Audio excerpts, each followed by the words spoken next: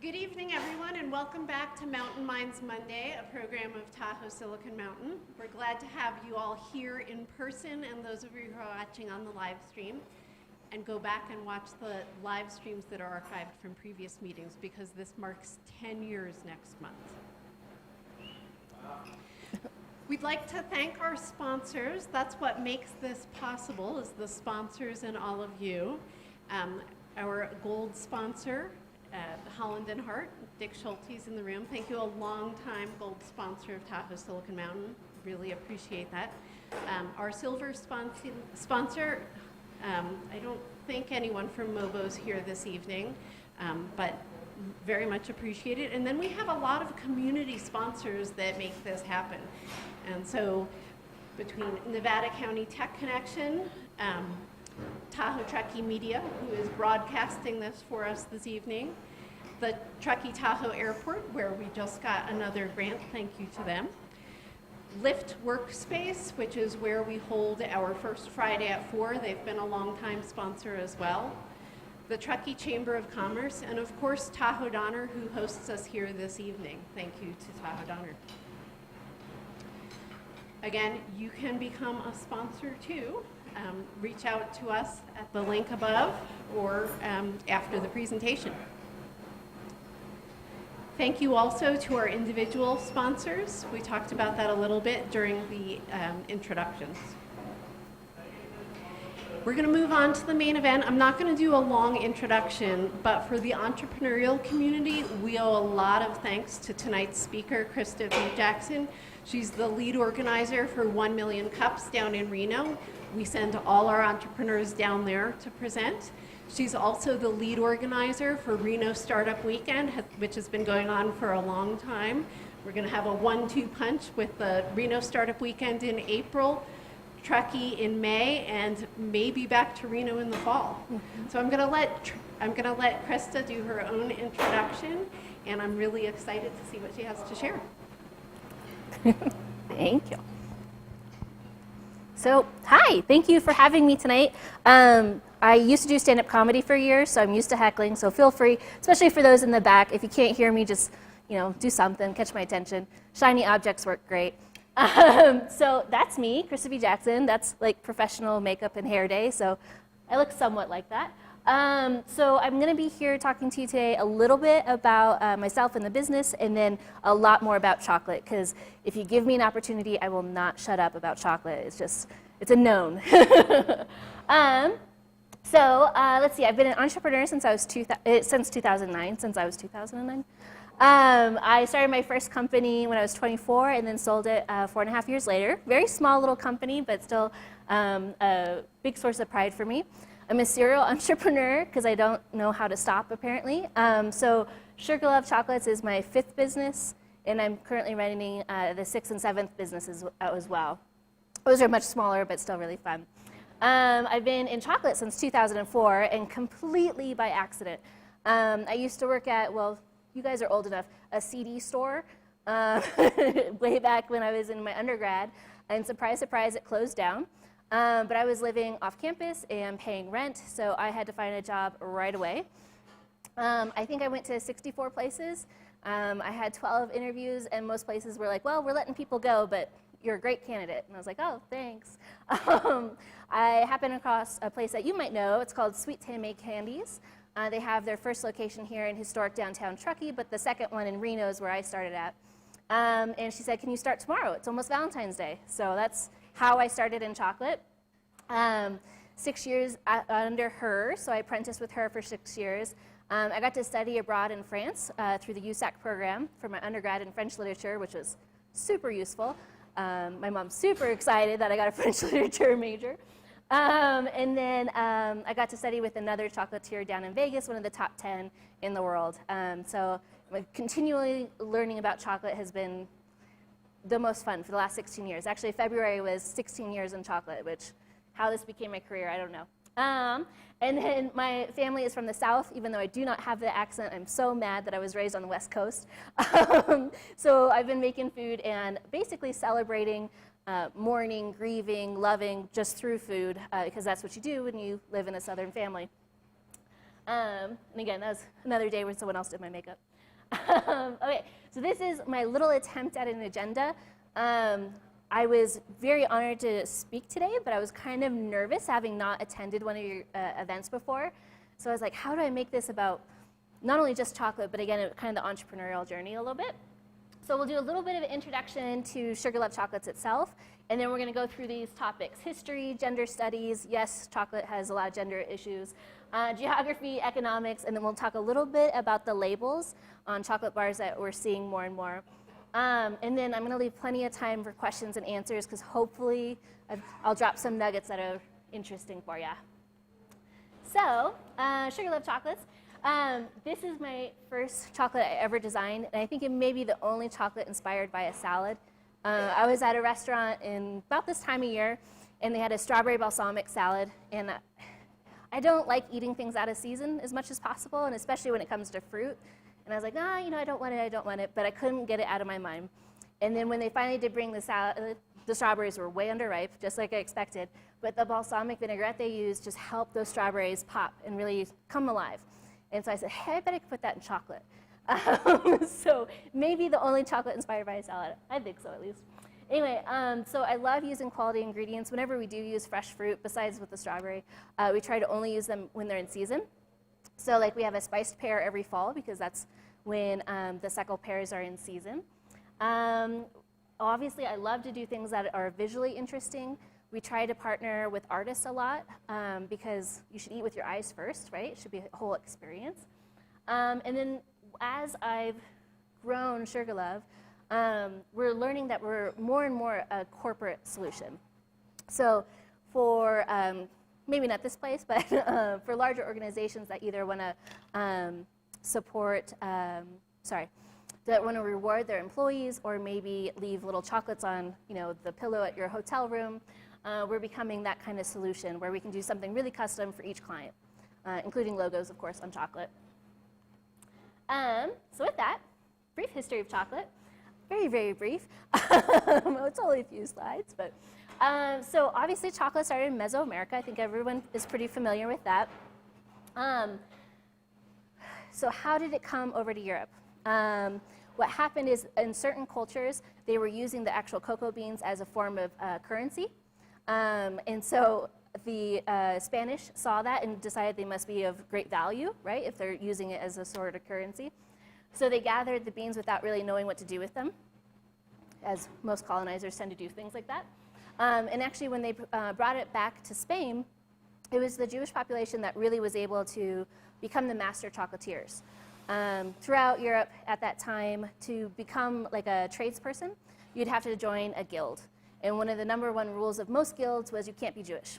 And so there weren't a lot of skilled trades that were in demand that they could really get into. But with chocolate, because it was so new, it was something that they could really become master chocolatiers in. What's always interesting to me is in Mesoamerica, there was really only 2 drinks of chocolate. There was no solid chocolate like we think of it today. So it was the Europeans that invented that solid chocolate. Let's see. Okay, so early consumption. So again, it was drinks that we had. There were 2 of them. One was actually made from the white pithy surrounding of the beans. The other one was actually from the beans. Both of them, because they were fermented, were like slightly fun adult times. Probably more like a kombucha though, where it's a low level of alcohol. There are still parts in Mesoamerica where you can get that drink. I think it's gross, so I don't really want to go after it.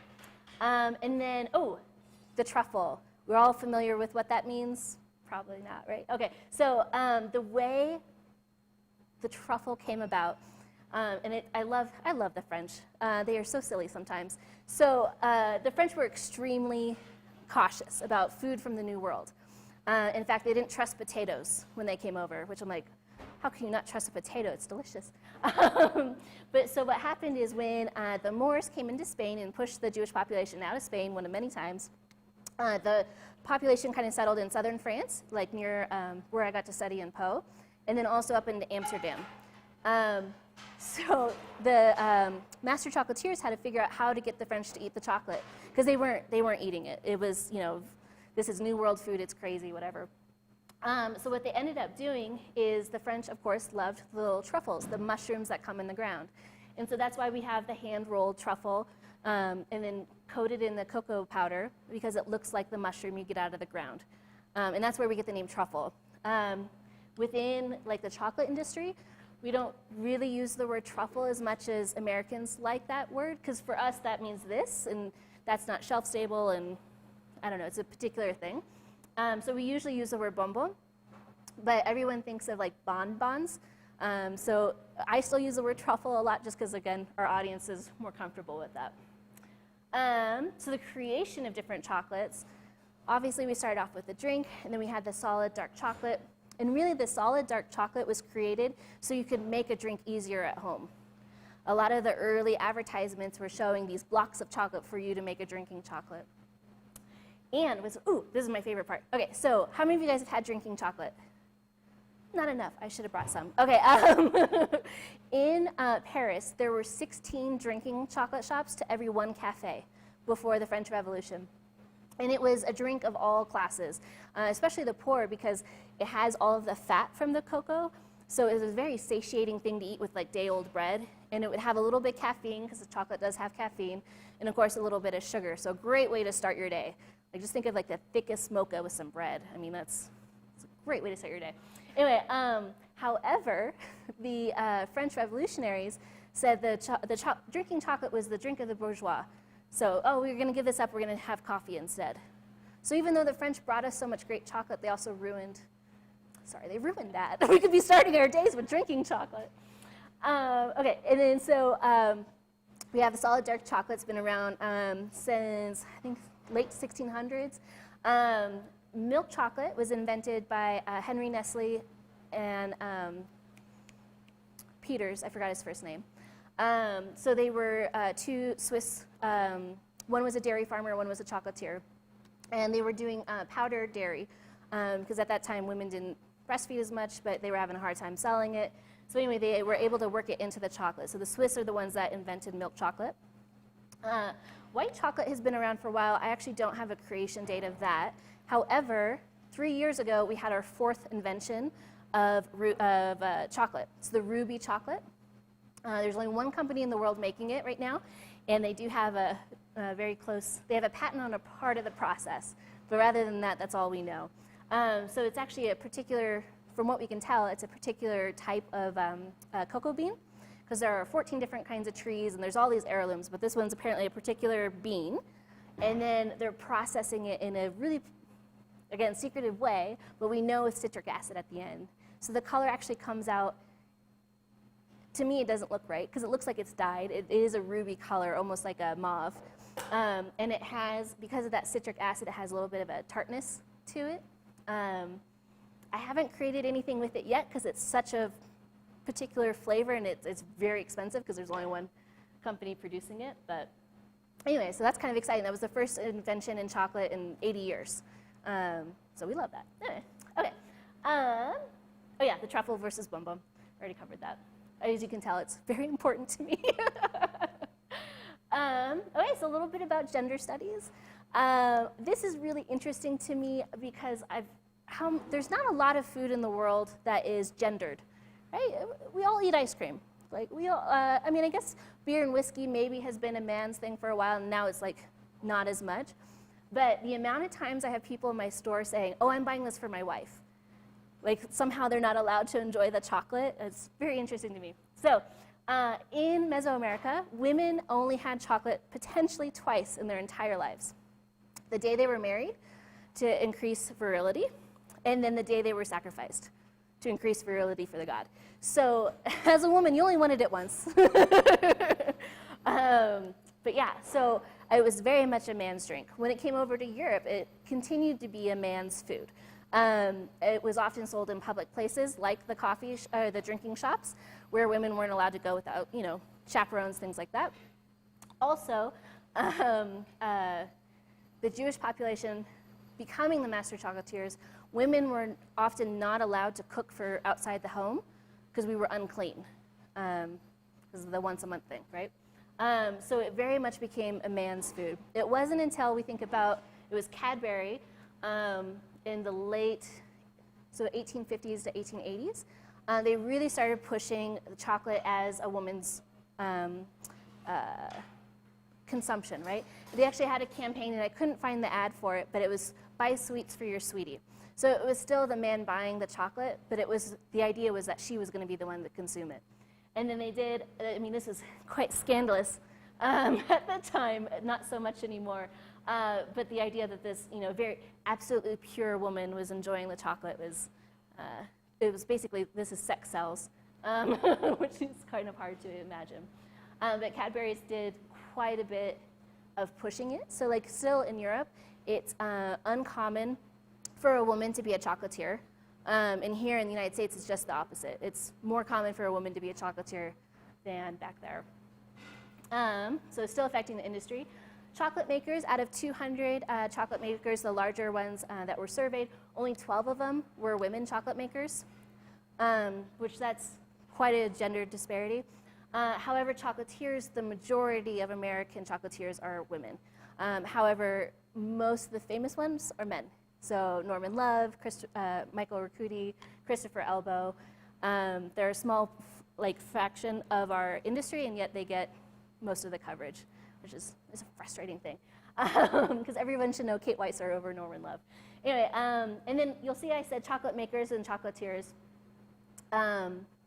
Those terms get thrown around a little bit, but in the industry it means something very specific. So a chocolate maker is someone that takes the beans and then creates chocolate, right? So there's 7 steps that they go through, most of it being focused on the roasting and the fermenting. Chocolatiers, we take chocolate and then we make confections. So we make more of like the bonbons, the truffles, glazes, things like that. Anything with sugar too, in general. And then, yes, I forgot what my point was with the marketing. But again, it's still, we often see the marketing focused on women. If you think about a Dove commercial, it's always a woman eating the chocolate and, tilting her head back in complete amazement over chocolate. I just don't understand why we have to do that. It's food. Everyone loves food. Just eat it. So geography of chocolate. So let's see. This is a very bad map, but I really like the look of it. So chocolate is grown around the equatorial band. It's actually a little bit tighter than like the coffee equatorial band, but you'll often see coffee and chocolate trees growing kind of in the same area. So again, this is a little bit off for a map, but you're going to see chocolate throughout this area. The majority of the world's chocolate comes from the Cote d'Ivoire and Ghana. Over 70% of our chocolate comes from there. Some really interesting chocolates, which Vietnam's, this map is a little off, but are coming from Southeast Asia right now. So especially Vietnam, they're creating some phenomenal chocolates. So if you start getting into those terroirs, I really recommend checking those out. In South America, you're going to get a lot of red, rich fruit notes in your chocolate. Sometimes you get citrus in the second harvest, but still it's really robust and red. The African trees tend to be very focused on that chocolate note. So that's going to be the strongest note coming through the chocolate. It's kind of less interesting. And then again, the ones in Southeast Asia are getting like green grass and like wood and really interesting flavors. I just love it right now. And you can thank the French for the most part because they got so addicted to chocolate once we started calling it truffle. Wherever they colonized, they would take trees. So that's why the ones in Vietnam are so interesting because they brought the trees over and then were kicked out. And so the trees were left to just kind of grow on their own for so many years. And it wasn't until like the last 10 or 15 years where people are actually starting to harvest it. Because oftentimes the countries where the chocolate is grown is not where it's consumed. I think I have that on the next, is it the next slide? Yeah. So of these areas with all the chocolate, it's something like 5.5 million small farmers. There's no mass farmer of chocolate. It's very labor intensive, and so oftentimes you have families that are the ones that are caring for the trees. It's sometimes in, on hillsides, mountainsides. So again, there's not going to be a lot of equipment involved. It's very hands-on. However, 80% of the world's market, a little bit more than that, is controlled by 3 companies, and they're all from Europe. So it's this very old colonial dynamic happening. So when you hear things like the French or the Belgian, it's one of those 8 companies, or 3 companies, sorry, that's producing it. And even then, sometimes if you get things that are, well, we'll get into that in a second, but you can do a lot of economic good by sourcing good chocolate, because you're going to get the money actually to the farmer instead of, again, one of these large 3 companies. So labels, actually I thought I planned that right. Okay, so labels explained. We'll go over the percentage in a second, but the first one is ingredients.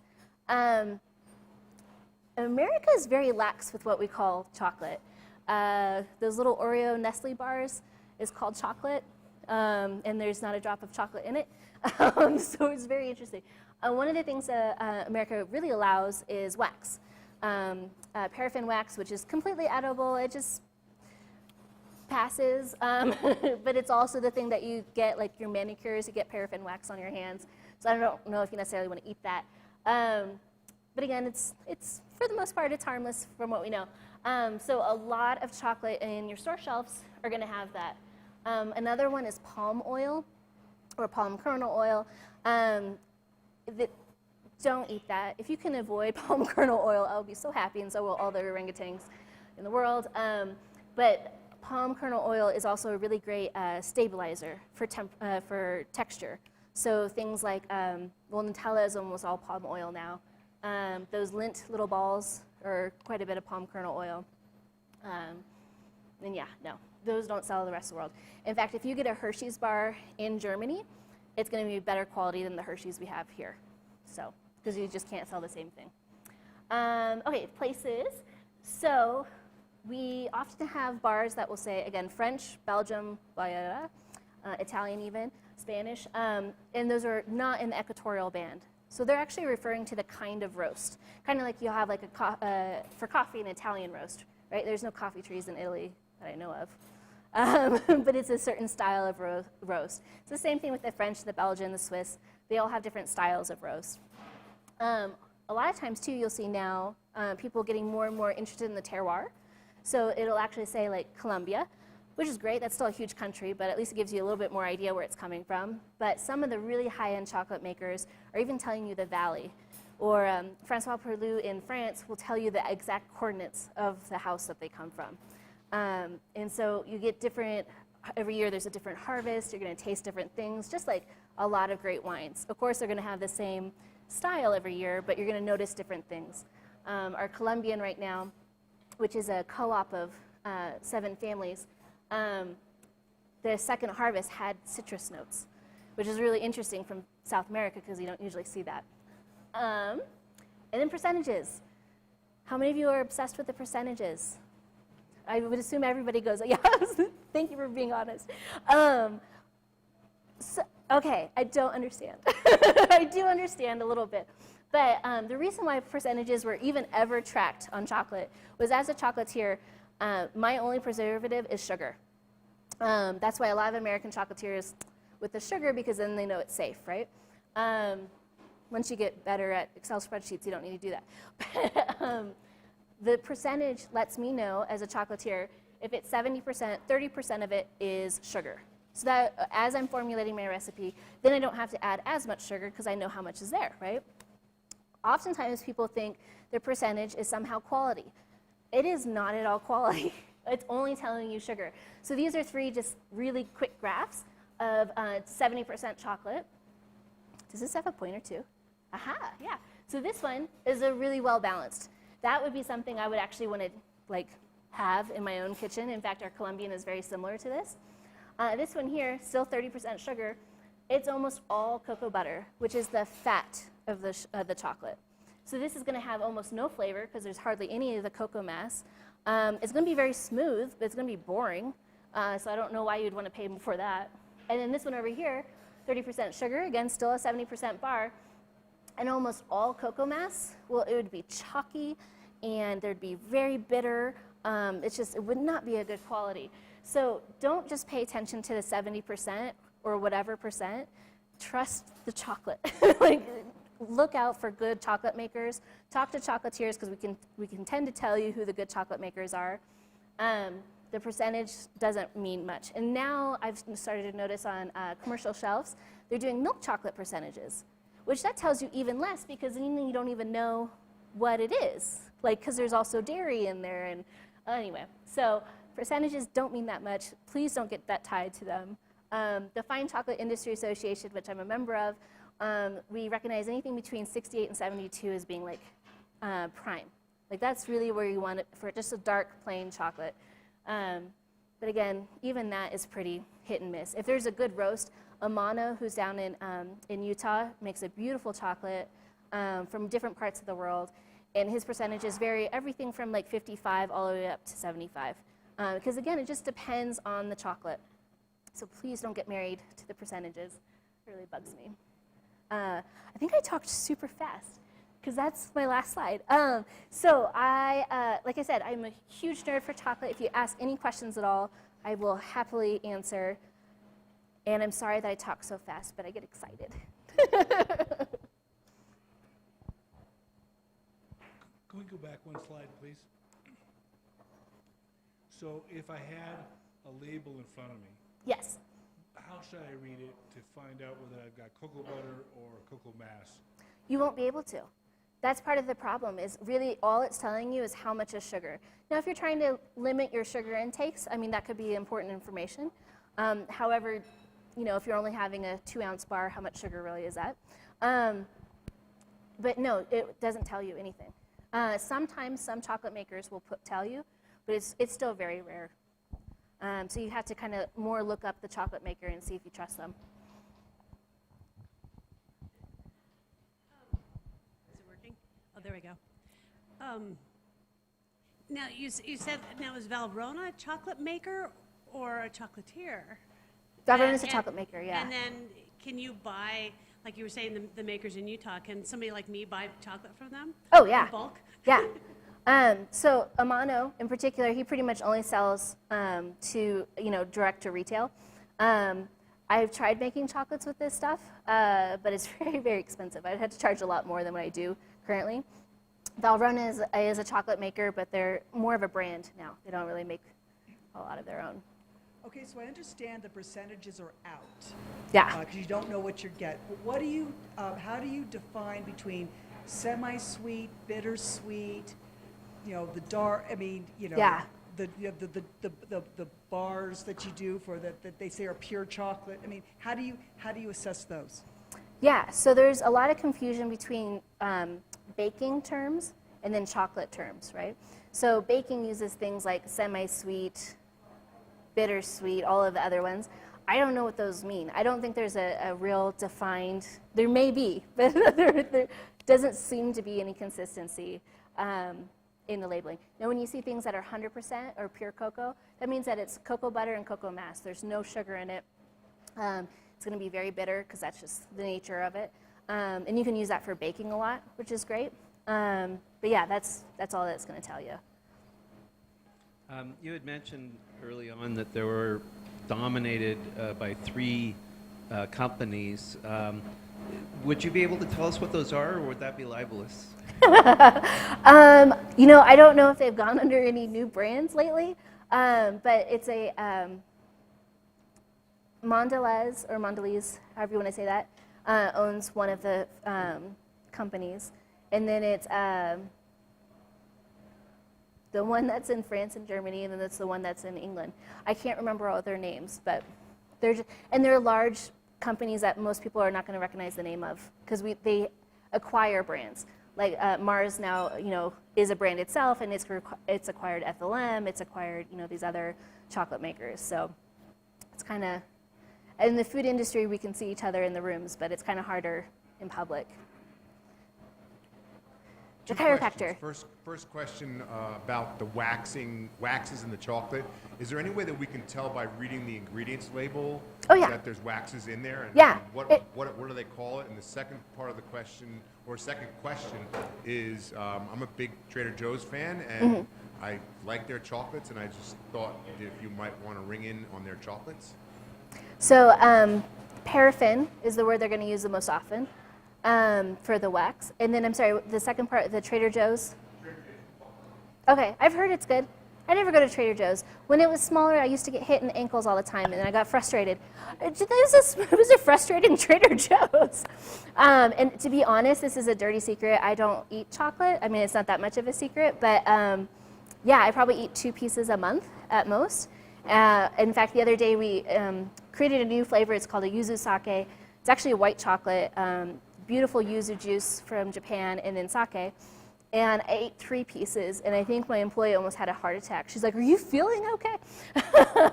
So, and especially now that I have access to such good chocolate, but I have heard the Trader Joe's is pretty decent. I just haven't checked it out myself.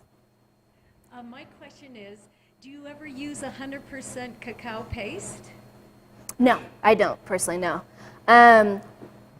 For me, most of the time when I would do that, I would just use a cocoa powder. Question? No? Oh, wait, sorry. For me, I would just use a cocoa powder because then I know exactly how much mass. And then I have cocoa butter as well, so I can control. It'd be interesting to see what you did with that. It's really good. Yeah, okay. And so the cocoa paste, cocoa powder, I take it that those are just mass and no cocoa butter? I'm not sure about the paste. I would assume it has cocoa butter in it too. But cocoa powder is, yeah, it's just the mass. And then oftentimes I get asked about cacao versus cocoa. Cacao means it's raw. So you should never see a package that's on a store shelf with that. Fine Chocolate Industry Association is completely against raw chocolate. It can spread salmonella and E. coli extremely easily, especially salmonella.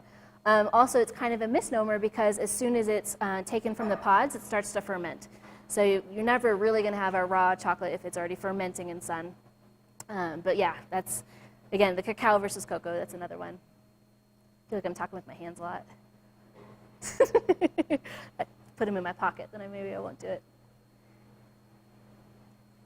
How do you go about creating new flavors and looking at flavor profiles? I think about food all day, which is why I'm a size 2.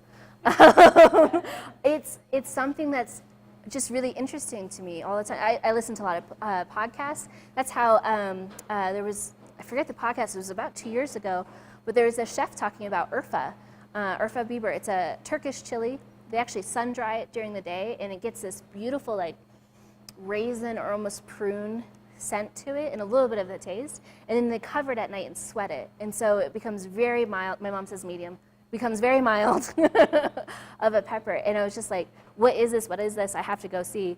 So luckily in Reno, we have what used to be Salty Savory Sweet, which is now the Spice and Tea Shop, very close to Trader Joe's.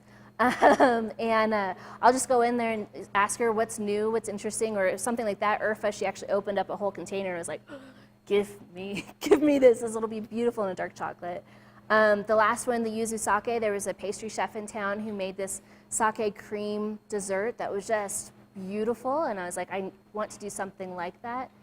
The Art Town is coming up. This is the 25th anniversary, and so I'll be the chocolatier of Art Town again, which is a lot of fun. But what will happen is the artist will actually design the 4 tops of the chocolate, and then I'm going to create a recipe based on their art. So for me, it's, again, thinking about food way too much. And then art. Art is a huge thing for me. I actually, after I graduated with my undergrad in French, I moved back up to Alaska. That's where I'm from. But for one thing, I had only ever visited during July and August, so that was false advertising. And then the art scene just wasn't there. I got so used to having Burning Man and all the art that we have in Reno around that when I moved up there, I was like, what is going on? Where are the artists? Where are the creatives? So that was actually a huge reason why I moved back to the Reno area. Building on the food, Yeah. talk to us a little bit about tastings and pairings. I know you put on events down in Reno. Yeah. So we do probably 6 or 8 tastings a year. I try to partner with somebody actually creating either the spirit or the beer. Really, chocolate and whiskey to go together like perfect. So if you're ever hanging out with me, that's how I'll make you do it. But really, it's just a way to get, again, they're just as excited about their craft as I am, right? And I'm always learning more about beers and different wines and whiskeys and things like that, and rum. I didn't even know I liked rum. And so what we do is we actually do little pairings where you're learning either a subject, because all of the things that we covered today I've done longer talks about. Like with gender studies, we did it with a beer tasting. And so he talked about how, in Germany, it was the women that created the beer. And how that's changed and how it's coming back and things like that. So, and then we did the chocolate lesson alongside. And so, yeah. How can we learn to sign up for Oh, something? yes. I'm so used to not sell. So my master's degree is in accountancy, so I can tell you exactly how much everything costs, but I'll never tell you how to buy it. Anyway, so we do have events on our, you can go to our website, but also eventbrite.com, because we have them throughout the year. And then we do private events for different companies as well. Do you do any classes on chocolatiering? Yes. Do you offer that? Yes. So I have no professional training. I've never went through culinary school, so like I really hate it when people call me a chef because I am not. I did not go through that. I really apprenticed, and that's how a lot of chocolatiers in the States have learned, is through apprenticeship. Sometimes the culinary school will push somebody into dessert, usually the women, pastry and dessert, but they don't really teach that chocolate part, right? After I learned how critical the sugar was and how to control it better, I realized there was a real lack of it. And for me, just employee-wise, I can't find people who know anything about chocolate. And so I've started doing classes with TMCC because I was trying to get into their culinary program. And then now I do a single-day intensive actually in our shop for kind of like the home chef who wants to learn a little bit more. And then I do a 3-day intensive course for culinary professionals. And so that one's been nice because we get some of the casino pastry chefs who, again, never really had a section on chocolate come in and get to play and make. And they leave with pounds and pounds of chocolate, which always hurts everybody's feelings, right? Can you tell us why it seems that coffee and chocolate just seem better together? Why is that the case? Because they're both delicious. No. Well, they do have a lot of the same terroir, right? So they're getting some of those rich soils. I'm sure you can talk way more to coffee. Yeah. I think part of the reason why it can be so enjoyable to have them together, like a solid chocolate with your coffee, chocolate has this wonderful, because it is so full of fat, right? It has this wonderful way of coating your tongue.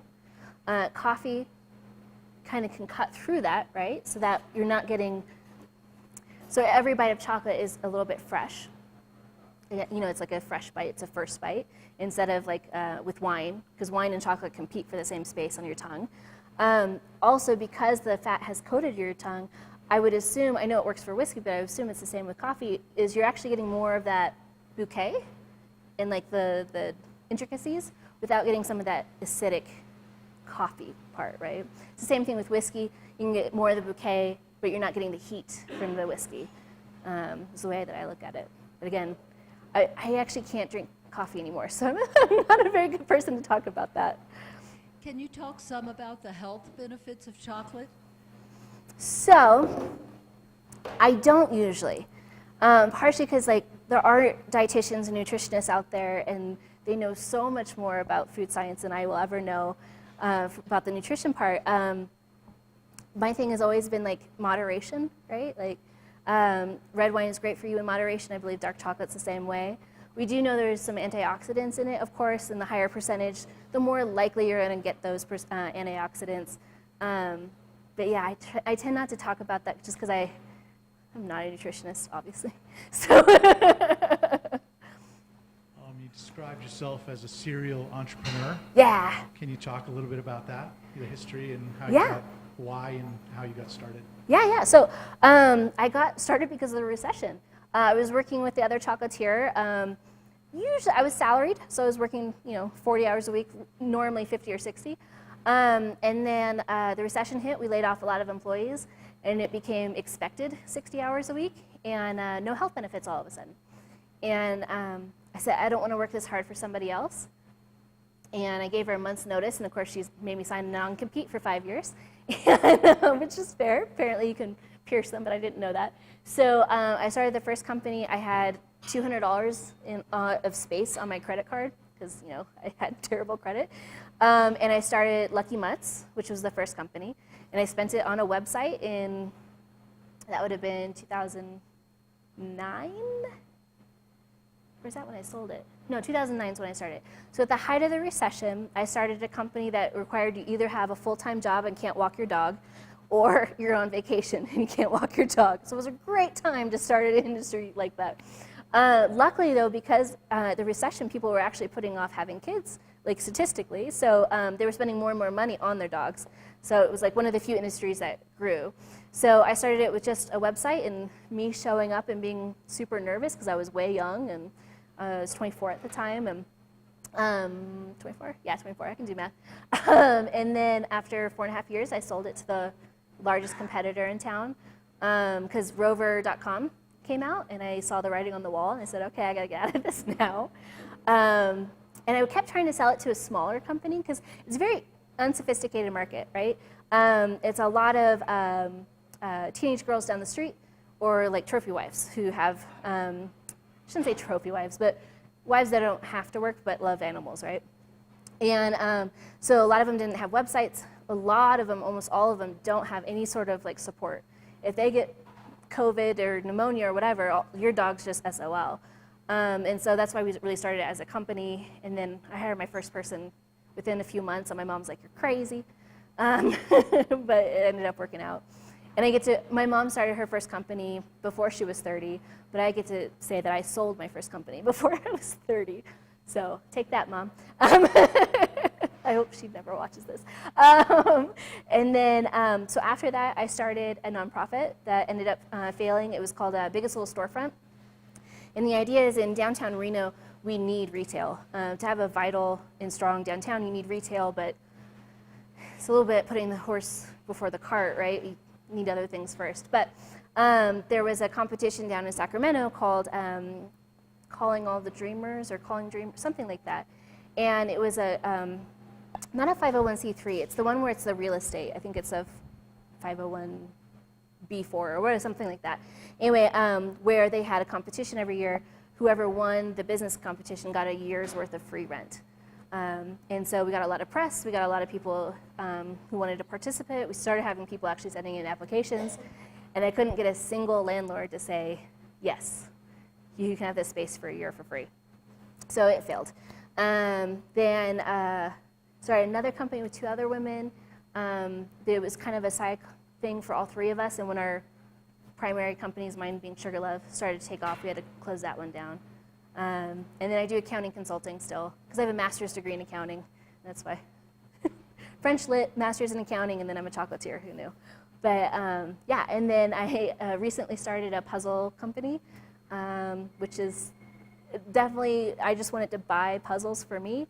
It started off as a subscription service for really difficult jigsaw puzzles. Right now there's only a couple subscription services for puzzles, and none of them are based on difficulty. They're like based on puzzle piece count, which if you've ever done a puzzle that is a big puzzle, it doesn't matter if it's an easy picture, it's easy, right? And as somebody who likes really hard puzzles, it's frustrating. So this one was going to be agnostic for all puzzle manufacturers.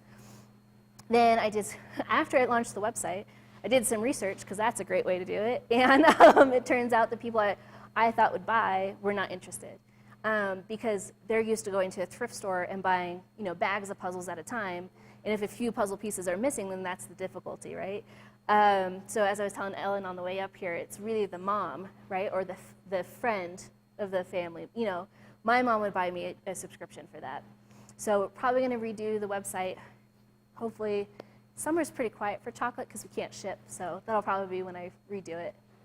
And then, I started taking weekends off. So Sugar Love started in 2015.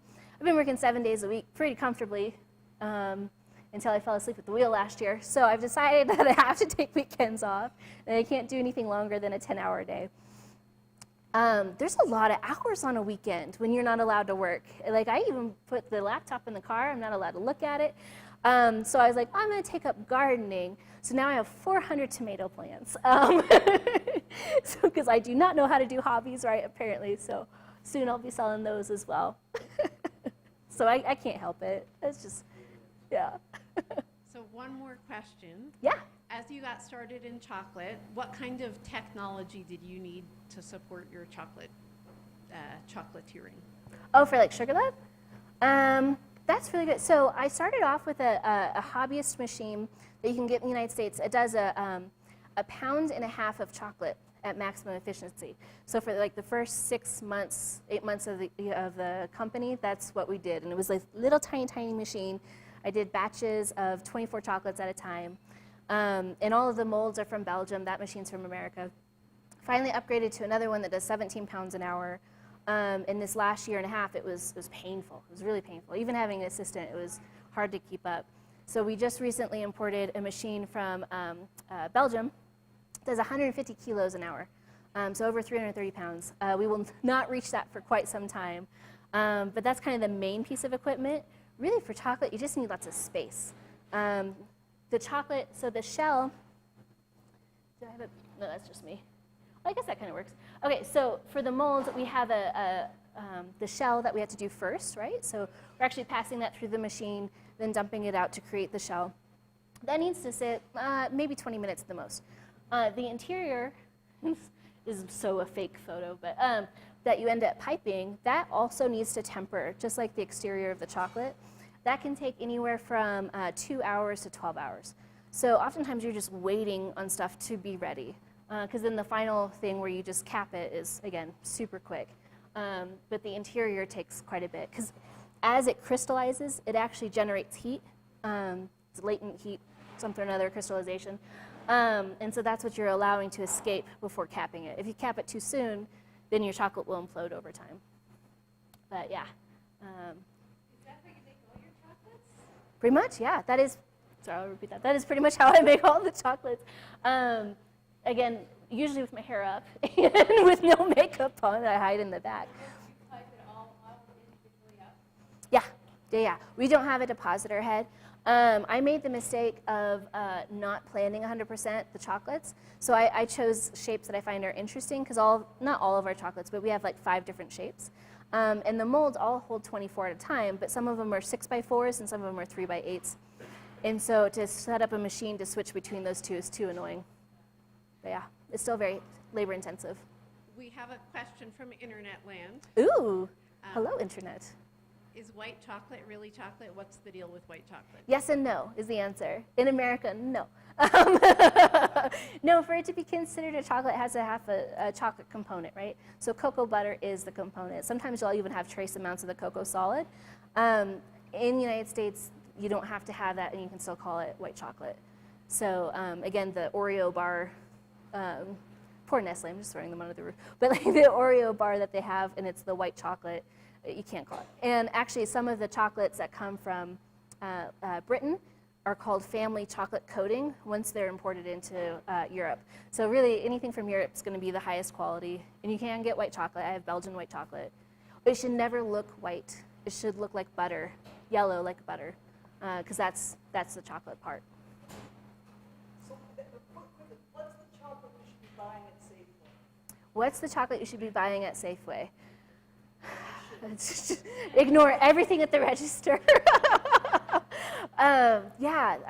Okay, so oftentimes people ask why, and this will get to your answer, but I'm going to do this to get there. But the chocolate at the register, people throw that in the fridge all the time. You should never put chocolate in the fridge. If it's a quality chocolate, you're going to throw everything off. It's a polymorphic crystal, but it's also a non-Newtonian fluid. So it's not 100% solid when it's solid. So anytime you change temperature or humidity or even sometimes barometric pressure, you're going to screw up the chocolate. And so people throw their Snickers in there, and they go, oh, well, that's never had a problem. Well, it's because there's so much wax, it stabilizes it for you, right? So if you go into the baking section, or sometimes the one, like a snack section where there would be like chips and probably other stuff, look up here, and you'll find probably pretty good chocolate. There's some common brands that I enjoy, like a Ritter. But even that, I probably wouldn't say is good chocolate, but it tastes good. But yeah, so that would probably be where. Either that or just go to a chocolatier. Just like you're going to find good bread at a baker versus at a grocery store. Well, with that, I think we're going to wrap things up. I'd love to have a round of applause for Krysta Bea for coming up. I'll sit down. Thank you so much for your presentation and for everything you do for our local entrepreneurial community. We look forward to seeing you all next month, second Monday of the month for Mountain Minds Monday.